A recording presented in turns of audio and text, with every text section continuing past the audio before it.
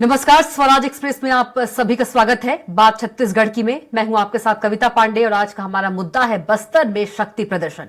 छत्तीसगढ़ की बस्तर लोकसभा सीट पर नामांकन के आखिरी दिन बीजेपी और कांग्रेस दोनों दलों ने अपनी पूरी ताकत झोंक दी। दोनों पार्टी के प्रत्याशी अपने आला नेताओं के साथ पर्चा दाखिल किए।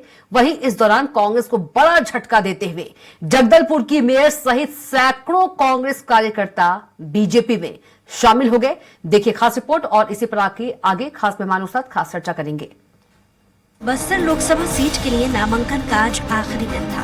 आखिरी दिन बीजेपी और कांग्रेस दोनों पार्टी ने आम सभा और नामांकन रैली के माध्यम से अपनी ताकत दिखाई। जगदलपुर में दोनों पार्टियों की नामांकन रैली में जबरदस्त उत्साह नजर आया। बीजेपी की सभा को संबोधित करते हुए मुख्यमंत्री विष्णुदेव साय ने कांग्रेस पर जमकर हमला बोला। उन्होंने कहा कि इस बार कांग्रेस की जमानत जब्त करानी है। डिप्टी सीएम अरुण साव ने मंच से कहा कि कांग्रेस महादेव के नाम पर जुआ सट्टा खिला रही है। पता नहीं अभी कितने लोग जेल जाएंगे। केजरीवाल तो जेल गए, छत्तीसगढ़ में पता नहीं कितने लोग जेल जाएंगे। वहीं सभा शुरू होने से ठीक पहले जगदलपुर मेयर सफीरा साहू और 6 कांग्रेसी पार्षदों समेत 1500 से ज्यादा कांग्रेस के नेता और कार्यकर्ता बीजेपी में शामिल हो गए। आम सभा के बाद बीजेपी प्रत्याशी महेश कश्यप ने अपना पर्चा दाखिल किया। भारत माता की, दंतेश्वरी माई की, दंतेश्वरी माई की। आज के इस नामांकन रैली एवं सभा में हमारे प्रदेश के यशस्वी मुख्यमंत्री सम्मानीय विष्णुदेव साय जी, वहीं कांग्रेस प्रत्याशी कवासी लखमा ने पूर्व सीएम भूपेश बघेल और पीसीसी चीफ दीपक बैज की मौजूदगी में पर्चा दाखिल किया। इसके पहले लालबाग मैदान में नामांकन सभा आयोजित की गई। इस दौरान पूर्व सीएम भूपेश बघेल ने कहा कि बीजेपी की वजह से लोकतंत्र पर खतरा बना हुआ है। वहीं कांग्रेस महापौर व नेताओं का बीजेपी में शामिल होने को लेकर भूपेश बघेल ने तंज कसते हुए कहा कि कुछ तो मजबूरियां रही होंगी, कोई यूं ही बेवफा नहीं होता। कवासी लखमा जी नामांकन भरे। ये बस्तर के हक और अधिकार की लड़ाई है, बस्तर के स्वाभिमान की लड़ाई है, जिसके प्रतीक के रूप में भाई कवासी लखमा हमारे कांग्रेस पार्टी की ओर से खड़े हैं।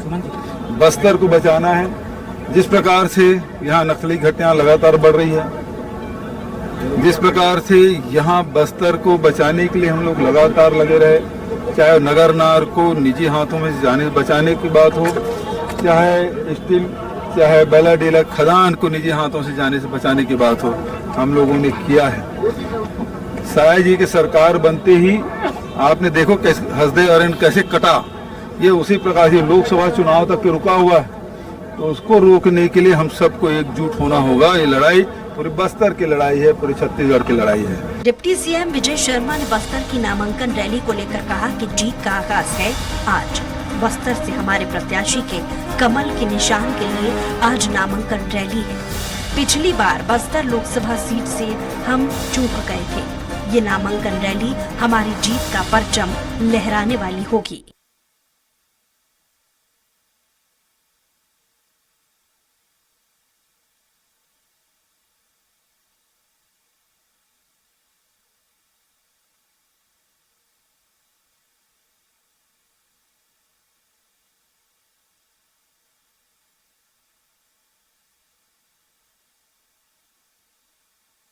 कवासी लखमा ने नामांकन रैली में कहा कि मैं ये कहने आया हूँ कि मैं चुनाव नहीं लड़ रहा, कांग्रेस पार्टी लड़ रही है। मुझे टिकट क्यों मिला?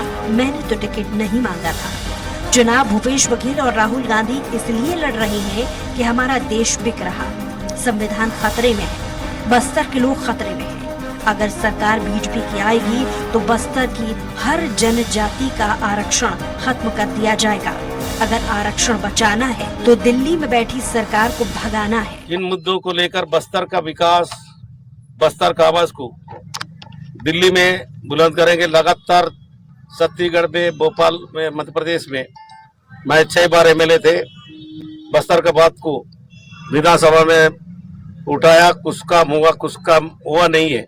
दिल्ली के स्तर के कामों को हम लोग प्रमुखता से बस्तर में रेलवे हो, हवाई जहाज हो, यहाँ के बैला डीला का खदान हो, यहाँ के एनएमडीसी हो, अरे अब हमारे नगर नार हो, लगातार प्राइवेट कंपनी को दिया जा रहा है। ये प्रमुख मुद्दा होगा।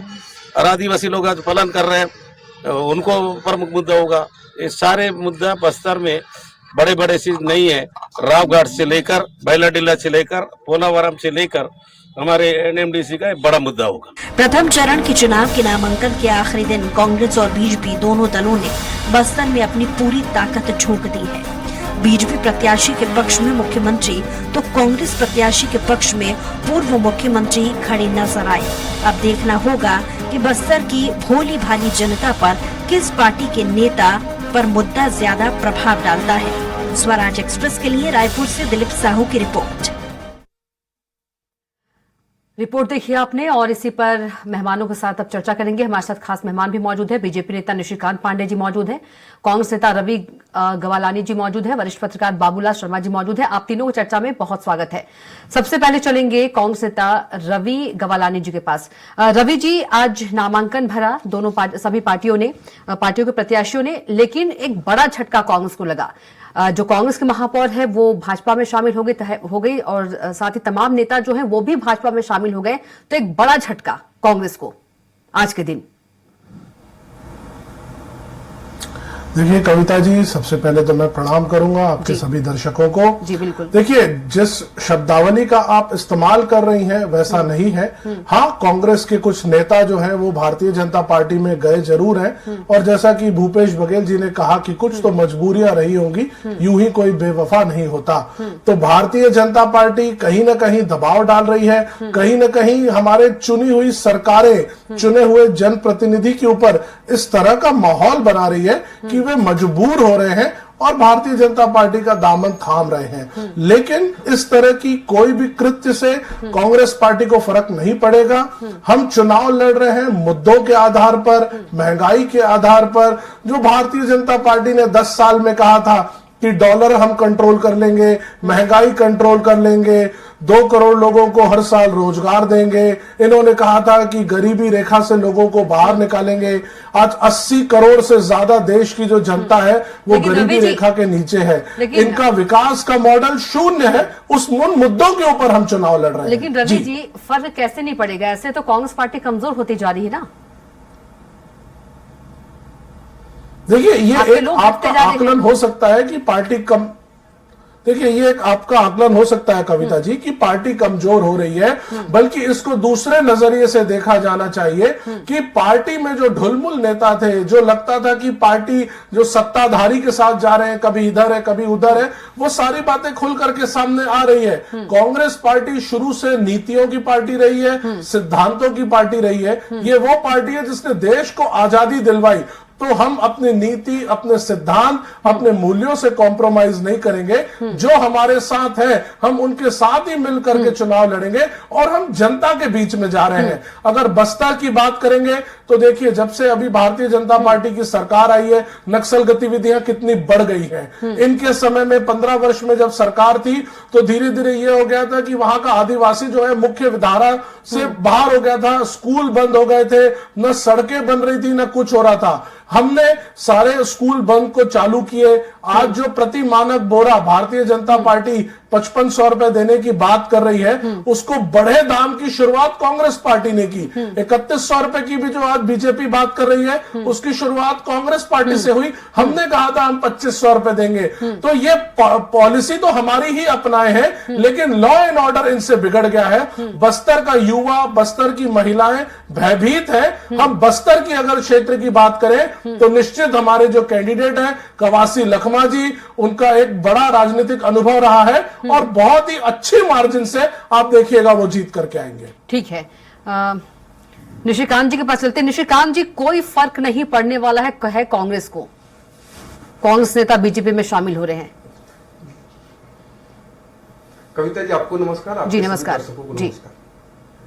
देखिए, जो भगदड़ या द्वंद या अंतरकलह एक प्रकार से कांग्रेस पार्टी का पर्यायवाची बन गया है। अभी हमारे मित्र बोल रहे थे कोई फर्क नहीं पड़ता। वास्तव में कांग्रेस पार्टी को कोई फर्क नहीं पड़ता। अगर फर्क पड़ता तो नीति में कुछ न कुछ तो परिवर्तन होते, कहीं ना कहीं कोई एक ऐसा प्लेटफॉर्म बनता जहां कार्यकर्ताओं की सुनवाई होती। अभी हमारे मित्र कह रहे थे ढुलमुल नेता जिनको आपने महापौर बनाया, जो अभी छोड़ के गए, मतलब आप सोचिए कांग्रेस पार्टी अपने नेता को और जगदलपुर के रहवासियों को ढुलमुल नेता दे रही थी। कल्पना कीजिए कि क्या कह रहे हैं कि ऐसे एरे गेरे को आप महापौर बना दे रहे थे। दूसरा, कार्यकर्ताओं को स्लीपर सेल बोलना, भूपेश दाऊ ने कहा कि हमारे कार्यकर्ता स्लीपर सेल है। आप सोचिए देवतुल कार्यकर्ताओं पे आरोप लगा के, और ये जो आज का विषय नहीं है कविता जी, अगर आप इसको देखेंगे, अभी ये बोल रहे थे कि दबाव की राजनीति कांग्रेस हो रहा है। अजीत जोगी और वीसी शुक्ला का क्या प्रकरण है, उस समय कौन सा दबाव रहा होगा? अजीत जोगी भूपेश दाऊ का क्या प्रकरण है, उसमें क्या दबाव रहा होगा? भूपेश दाऊ टीएस सिंहदेव में क्या प्रकरण है, उसमें क्या दबाव रहा होगा? तो ये आज का विषय नहीं है। अगर कांग्रेस पार्टी को तोड़ के अगर इंदिरा जी ने कांग्रेस आई बनाई, क्या दबाव रहा होगा? शरद पवार चले गए, क्या दबाव रहा होगा? ममता बनर्जी चली गई। ऐसे इनके इतिहास में अगर आप जाके देखोगे तो इनको आपको दिखेगा कि सत्ता के लोलुप पार्टी है, और वैसे ही कार्यकर्ता बनते जा रहे हैं। आज कार्यकर्ताओं को हाशिए पे डाल के आप उनको स्लीपर सेल बोलते हो, उन्हीं के संघर्ष का परिणाम था कि आप 2018 में चुनाव जीते थे। लेकिन जो नीतिगत कार्य करने थे प्रदेश में, उसको छोड़ के प्रदेश की जनता के जो हक का संसाधन था उसको लूट के 10 जनपद के एटीएम के रूप में जब काम कर रहे थे, तो आपको इस बारे में सोचना था कि प्रदेश की जनता आपसे हिसाब मांगेगी। एक तरफ दूसरी सरकार है हमारी केंद्र की, जो अपने 10 साल की कार्य योजनाओं पर जा रही, जो कार्य हमने किए उसका हिसाब दे रही है, हितग्राहियों का सम्मेलन किया जा रहा है। तो एक तरफ ऐसी सरकारें चल रही। दूसरा महत्वपूर्ण विषय ये देखिए, राजनांदगांव के हमारे उम्मीदवार है कांग्रेस पार्टी के, कौन है? भूपेश दाऊ। उनके खिलाफ मोर्चा खोला गया है राजनांदगांव लोकसभा में कि हमको ऐसा प्रत्याशी नहीं चाहिए जो भ्रष्टाचारी हो। कवासी लखमा जी के लिए बस्तर से भगदड़ मची हुई है। लेटर लिखा गया किसको? श्रीमान खड़गे जी को, कि ये झीरम घाटी का दोषी है, आरोपी है, इसको टिकट मत दीजिए, दूसरे को बदल दीजिए। तो ये विषय हम थोड़ी लेके आ रहे हैं। हम तो अपनी योजनाओं के साथ बूथ तक लगातार जा रहे हैं। हमारे कार्यकर्ता बिल्कुल चार्ज हैं। और ये चुनाव जो है, छत्तीसगढ़ के चुनाव या केंद्र का चुनाव जो पूरे देश में हो रहा है, उसमें हम आश्वस्त हैं कि 400 पार जाएंगे। उसका कारण क्या है कविता जी? जब एक सरकार जब एकदम अंत्योदय के भाव को लेके आखिरी व्यक्ति तक जल पहुंचाने का काम मिशन के रूप में करती हो, जब स्वास्थ्य के लिए आयुष्मान योजना लाती हो, जब आपको पीएम आवास के माध्यम से आपके सर पर छत देने का काम किया जाता है, ऐसी सरकारें चलाई जाती है। जब आप 14 एम्स बनाएंगे देश में, तो लोग आपके तरफ अपेक्षित रहेंगे, आपको समर्थन देंगे, ऐसा नहीं है। लेकिन कांग्रेस पार्टी का जो एक स्वभाव बन गया कविता जी, कि दूसरे पे दोषारोपण करना एक स्टेट ऑफ माइंड है। सबकॉन्शियस माइंड में इनका दिमाग में बैठ गया है कि हमारे पार्टी के जो नेता छोड़ रहे हैं वो ईडी और आईटी के दबाव में छोड़ रहे हैं। मैं आपके माध्यम से पूछता हूं, सफीरा साहू जो है उस पर कौन सा केस चल रहा है?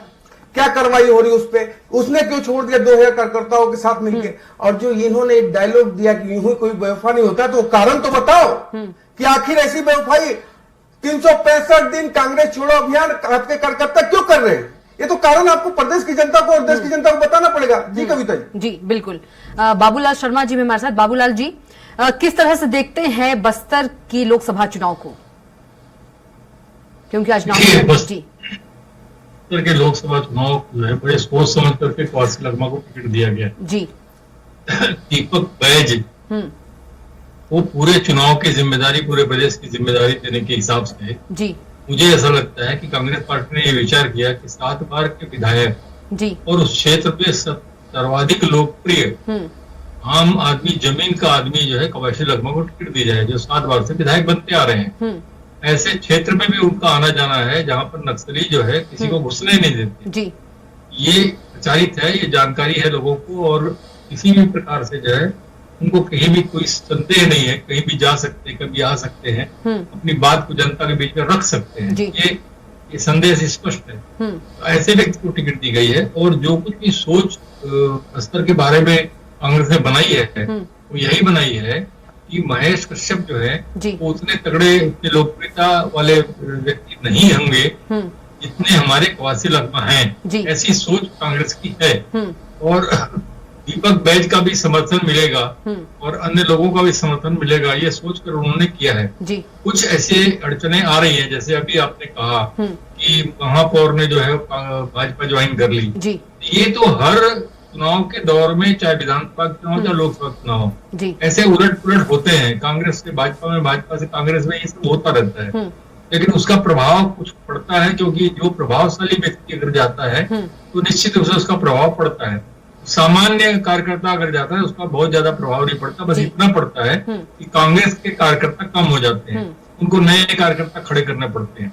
ये सारी परेशानियां जो है ये बस्तर के अंदर भी सामने आई है। लेकिन हाँ, मैं ये मान के चल सकता हूँ, मैं कह सकता हूँ कि बस्तर में अच्छी तगड़ी टक्कर होगी। और बस्तर की दूसरी सीट जो कांकेर है, जिसमें बीरेश ठाकुर को टिकट दी गई है, वो मात्र 6,915 वोट से हारे थे पिछली बार। तो ये सोचकर उनको टिकट दी गई, कहीं ना कहीं सहानुभूति उनके पक्ष में होगी। और भोजराज नाग जो है वो पूर्व विधायक रहे हुए हैं, तो उनका अपना प्रभाव है। और बीरेश ठाकुर का अपना प्रभाव है, जमीन के नेता है। अब बीरेश ठाकुर जमीनी स्तर पर लगातार 5 साल लोगों से जुड़े रहते हैं, कार्यकर्ता उसके बिखरे नहीं है। इस आधार पर कांग्रेस ने सर्वे करके जो है टिकट दी है। भविष्य में क्या होगा वो अलग बात है, लेकिन सोच समझ कर ही टिकट का आवंटन हुआ। जी बिल्कुल। रवि जी, पूर्व सीएम भूपेश बघेल ने कहा कि कुछ तो मजबूरियां रही होंगी, कोई यूं ही बेवफा नहीं होता। तो जब अपने ही बेवफा हो जाएंगे तो असर तो पड़ेगा ना। भले ही आप कहे कि कोई फर्क नहीं पड़ रहा है, लेकिन यदि आकलन करे हकीकत जो है, असर तो पड़ेगा। देखिए कविता जी, मैंने पहले भी कहा ये एक आकलन हो सकता है कि इसका असर पड़ेगा, लेकिन मैंने ये भी कहा कि हम मुद्दों पर लड़ रहे हैं। देखिए आज की ही न्यूज है, देश की वित्त मंत्री निर्मला सीतारमण जी, उनके हस्बैंड आज वो क्या कह रहे हैं टीवी में कि देश ही नहीं दुनिया का सबसे बड़ा षड्यंत्र, सबसे बड़ा घोटाला है इलेक्टोरल बॉन्ड्स। तो आप बताइए, जहां इलेक्टोरल बॉन्ड्स पर चर्चा होनी चाहिए, जहां रोजगार नहीं मिला लोगों को उसके ऊपर चर्चा होनी चाहिए, भारतीय जनता पार्टी ये सारी बातें कह नहीं रही है। वो एक अपने आप में हाइप क्रिएट कर रही है कि आपके लोग हमारे पास आ रहे हैं इसलिए आप हार जाओगे। आप तथ्यों पे बात करिए ना, आप मुद्दों पर बात करिए ना। आप मुझे ये बताएं कि आपने बस्तर में आपने क्या काम किया। 5 वर्ष 10 वर्ष की अगर हम बात करेंगे तो 10 वर्षों में भारतीय जनता पार्टी ये बता दे कि उसने स्पेसिफिकली अगर बस्तर और अंचल क्षेत्र की बात की जाए तो क्या काम किया। यहां पे 11 में से 9 सांसद इनके थे। हमारे प्रधानमंत्री जी ने कहा था एक एक गांव गोद लीजिए, उसका विकास करिए। क्या किया ये बता दीजिए। चलिए क्या विकास किया वो तो छोड़ दीजिए, आप इतना भी बता दीजिए कि कौन से सांसद ने कौन सा गांव गोद लिया था, ये भी नहीं मालूम है। किस सांसद का प्रदेश के विकास में क्या योगदान रहा है, कुछ नहीं। ये बात कह रहे थे कि हम लोग बड़े बड़ी चीजें लेकर के आ रहे हैं। इंफ्रास्ट्रक्चर के मामले में आप बात करिए, रेलवे की अगर आप बात करेंगे तो देश की सबसे बेकार स्थिति अगर रेलवे की कहीं है तो छत्तीसगढ़ में है। यहां की ट्रेनें आए दिन रद्द हो जा रही है, लेकिन एक भी सांसद इनका एक भी, यहां रेणुका सिंह जी तो केंद्रीय मंत्री भी रही है, क्या पहल किए, कुछ नहीं। जनता परेशान होती रही कि ट्रेनें लेट हो रही हैं, ट्रेनें रद्द हो रही हैं, कुछ नहीं। बस्तर की बात करेंगे, नगरनार में स्टील प्लांट को बेचने का काम इन्होंने कर दिया। नोटिफिकेशन निकाल दिया कि वो नगरनार प्लांट हम बेचेंगे। एयरपोर्ट देश के बेच रहे हैं, बंदरगाह बेच रहे हैं, रेलवे बेच रहे हैं, जितने भी गवर्नमेंट अंडरटेकिंग्स थी एक एक करके बेच रहे हैं। रोजगार देने में शून्य, महंगाई कंट्रोल करने में शून्य। आप मुझे बताइए कविता जी, ये किस प्रकार की बात कर रही है भारतीय जनता पार्टी। दबाव नहीं डाल रही है तो क्या कर रही है, जब हर मोर्चे में ये लोग फेल रहे हैं। आज की तारीख में इनको एक ही चीज क्यों आपके कांग्रेस नेता दबाव में आ रहे हैं रवि जी? क्यों आपके कांग्रेस नेता दबाव में आ रहे हैं? क्यों दबाव में आ रहे हैं कांग्रेस नेता? क्यों डरे धमके हुए हैं? सत्ता में बैठे हुए लोग जब बैठे हुए मुख्यमंत्री, जब आपने कुछ गलत नहीं किया तो डरने की क्या आवश्यकता है? पूर्वक तरीके से नहीं, मैं बता रहा हूं ना, मैं बता रहा हूं डरने की बात क्यों निकल करके आ रही है। बिल्कुल अच्छा प्रश्न किया आपने, मैं बता रहा हूं। सही गलत ये प्रूफ करने की एक प्रक्रिया होती है। न्यायपालिका एक दिन में कोई फैसले नहीं लेती। न्यायपालिका में जाने का एक सिस्टम होता है, चीजें तथ्य पेश होती है और बाद में जाकर के निकलती है। जैसे 2G की बात निकली थी, कोल स्कैम की बात हुई थी, लेकिन धीरे धीरे न्यायपालिका में क्या हुआ, सारी बातें सामने आई और क्लीन चिट सारे नेता बाइज्जत बरी हुए। क्यों? क्योंकि सारी चीजें जो इन लोगों ने हाइप क्रिएट की थी वो एक्चुअल में एक फुग्गा थी, बलून थी, वो एक्चुअली कुछ था ही नहीं। आज भी यही स्थिति हो रही तो है। कांग्रेस ये को दबाव न्यायपालिका बना रहे पर हैं। विश्वास नहीं है? दिल्ली के मुख्यमंत्री को अरेस्ट, कांग्रेस को न्यायपालिका जी? पर विश्वास नहीं है? पूर्ण विश्वास है, न्यायपालिका के ऊपर ही पूर्ण विश्वास है, लेकिन न्यायपालिका की भी एक सिस्टम होता है कविता जी, आप बात को समझिए। आज अगर ये दबाव बनाएंगे, अरेस्ट कर देंगे, सिस्टम और प्रोसीजर से जाना पड़ेगा, तब तक कि तो ये मीडिया ट्रायल करके खत्म कर देंगे। इमेज को खराब कर रहे हैं। आज दबाव बनाया जा रहा है, षड्यंत्र पूर्वक तरीके का इस्तेमाल किया जा रहा है। अगर मजबूरियों की बात करें और आप खुद ही बोल रहे हैं कि डरा कर जो है शामिल किया जा रहा है, तो ऐसे तो पूरी कांग्रेस ही बीजेपी में शामिल हो जाएगी जब इतना डर है।